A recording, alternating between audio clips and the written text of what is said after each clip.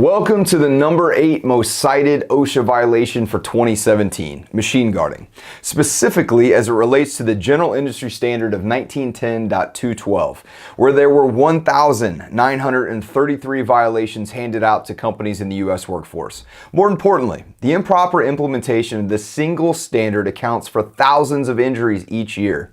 According to OSHA, more than 800 deaths occur to workers who operate and maintain machinery, and over 92,000 injuries occur each year to workers in the United States workforce from unguarded machine parts, which, by the way, result in one or more lost work days. So we aren't talking about minor first aid injuries. There's a reason many regional OSHA offices around the country continue to keep the enforcement of this regulation as one of their top regional emphasis programs. The injuries are continuing to occur at a high rate, which means they will continue to increase pressure in order to change the tide in the other direction, which means more enforcement. Now, the most important thing to remember on this topic is that if a machine has certain movements or actions that could harm you while you're operating it, then it must be guarded in some way. If you see a part that's moving, turning, opening and closing, causing debris, spinning, rotating, it needs a guard. There's no way around it. That's the most simple way I can express this standard. And I'd strongly suggest that whenever possible, you make it a fixed guard.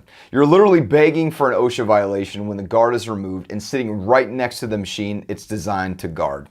We see that far too often during our audits, especially on lathes, drill presses, hydraulic presses, and saws. And it's also important you realize when a guard is sitting right next to a machine or isn't on the machine at all, OSHA could potentially cite it as a willful violation depending on the details of the safety program and the safety leadership. Also, ensure documented training has happened on the proper use of guarding systems such as light curtains, flexible guards, two-hand controls, setbacks, and many more to name after that. But if your employees haven't been trained on the proper use of the machine, the guards designed to protect them, and the acceptable materials to be used in the machine or tool, you're likely going to find yourself in one of the near 2,000 citations that have been handed out. And even worse, you might find yourself dealing with one of the hundreds of fatalities or one of the thousands of injuries happening in the U.S. workforce this year.